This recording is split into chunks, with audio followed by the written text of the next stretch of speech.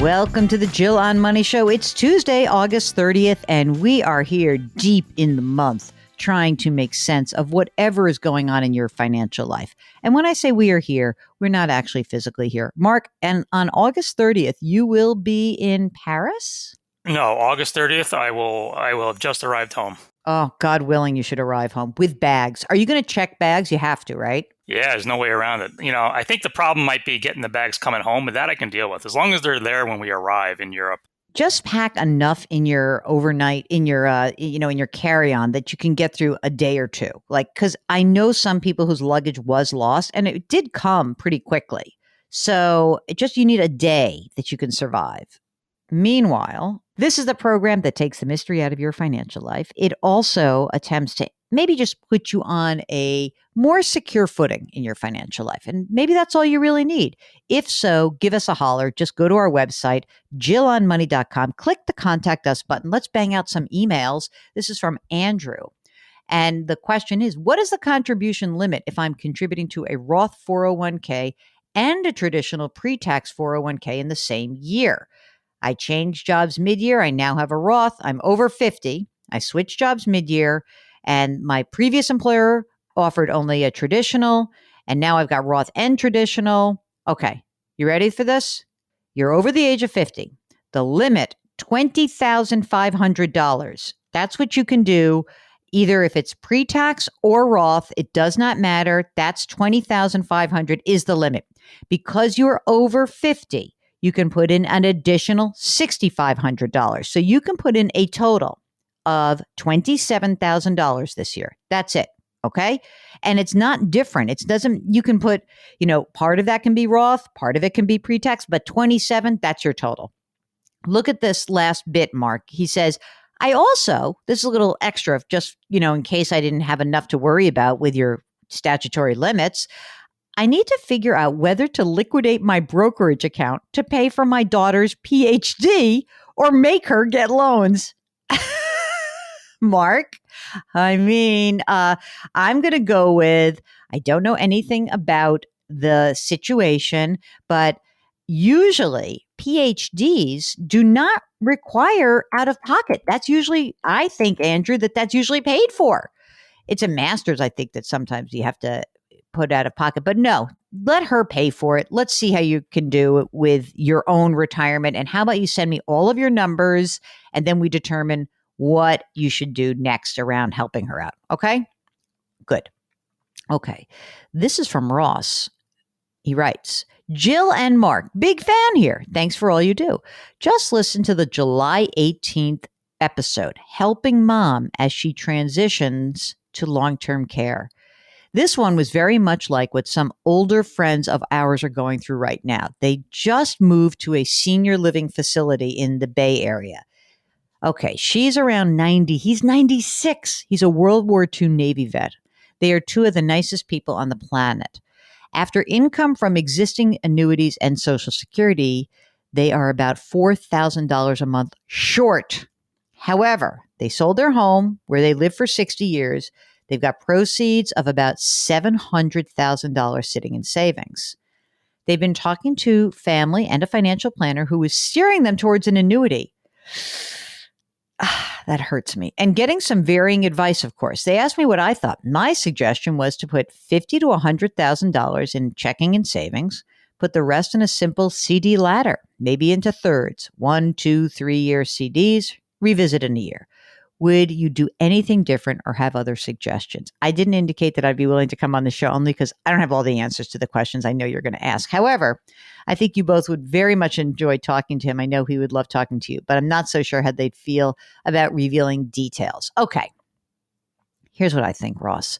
You're absolutely right. There is absolutely no reason that I would put a 90 or 96-year-old's money in an annuity. I mean, it's hard to believe that anybody with a brain would actually come up with that as an idea. It's a terrible idea. It's an absolutely horrible idea because we don't know what the needs are going to be. We don't know whether they're going to need something else. And you keep it simple. Yes, a CD ladder is all they need. No to annuities. Happy to talk to them.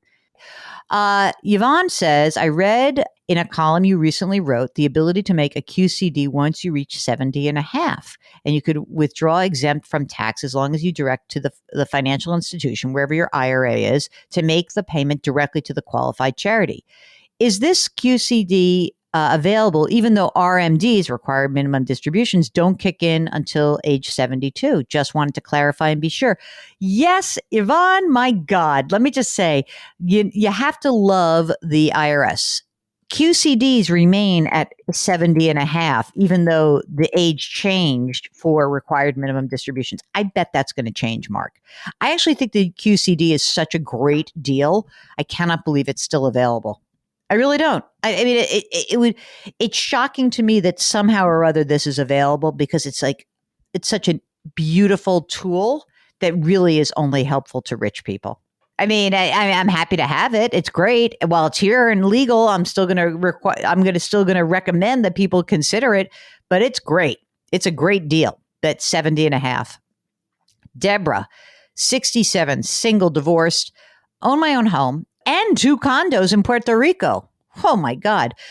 $73,000 mortgage on one of those condos. Deborah has $800,000 in real estate. No car payments. $3,700 from a divorce settlement till I die. So she must mean $3,700 a month. And when he dies, she gets $7,400 a month or more. I don't know why I'm laughing about this, because it's sort of the X thing. He's 67 and in bad health. She's got $220,000 in cash in the bank. She doesn't take Social Security yet. She pays alimony of $1,500 a month. This is an interesting thing. I wonder if this is because there's a pension and she gets the pension and she pays alimony. I wonder if that's how it works. Anyway, her income was over $135,000 over the last 6 years. She's now semi-retired.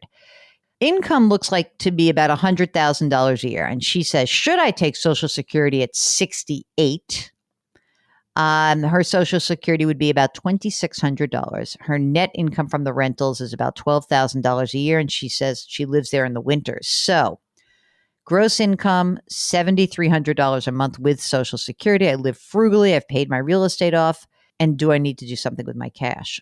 Okay, so what's the question here? Can I retire? Yeah, why not? But I tell you, $800,000 in real estate and $12,000 a year in rental income. Something's going on there. I think she's not renting it out full time, because she's saying she's living in one of these. I'm wondering, can one of these properties go? That's number one. Maybe you should get rid of the one with the mortgage. I don't know. Why have 2? It looks like you should be able to do this. Okay. So your gross income of $7,300 a month, you're a little short, right? You need $100,000 in a year. You're close and you can use some money, but boy, you either have to get more money out of your rental or you got to sell one of the properties. That's when I think it works better. If we're missing something, let us know.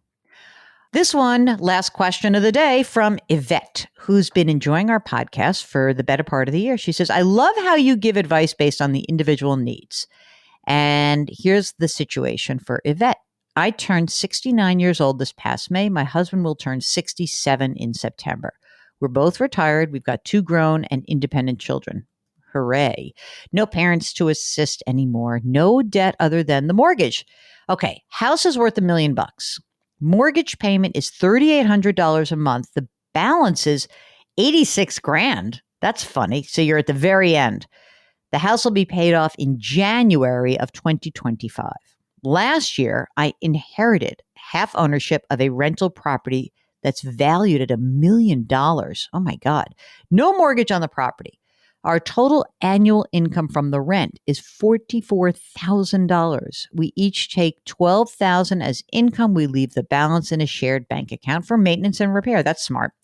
No plans at this time to move into this property in the future. Okay. They get pensions totaling about $5,000 a year, so small pensions. We have been planning to take Social Security when we turn 70. And when I turn 70, I'll receive about $35,000 a year, and my husband will receive $41,000 in 2025. Okay, so they've got a bunch of money that they have saved. It looks like an IRA with about $900,000, a Roth with $60,000, another IRA with $1.6 million. Oh my God, there's a whole bunch of money here. Okay, Our challenge is, what sources of income should we rely on for the next 2.5 years, after which the mortgage payment will be history? Also, should we be doing Roth conversions, as we will jump quite a bit in income in 2027 when we receive the additional income from our required minimum distributions and Social Security tax? Should we take Social Security now? This past year, we were in the 12% bracket. We had some cash inheritance. I was considering buying 1 or 2 I bonds for 10 grand each. Okay, let's take a deep breath here. First of all, you've got a whole bunch of IRA accounts. You've got there's one here that I just want to point out to you. There's a California tax-free bond fund with $1 million in it. So what I would do right now is some of that money. Mark, how do you feel about, let's whack this mortgage off and be done with it? There's no way they're getting any benefit from the mortgage anymore. There's 2 choices for the mortgage.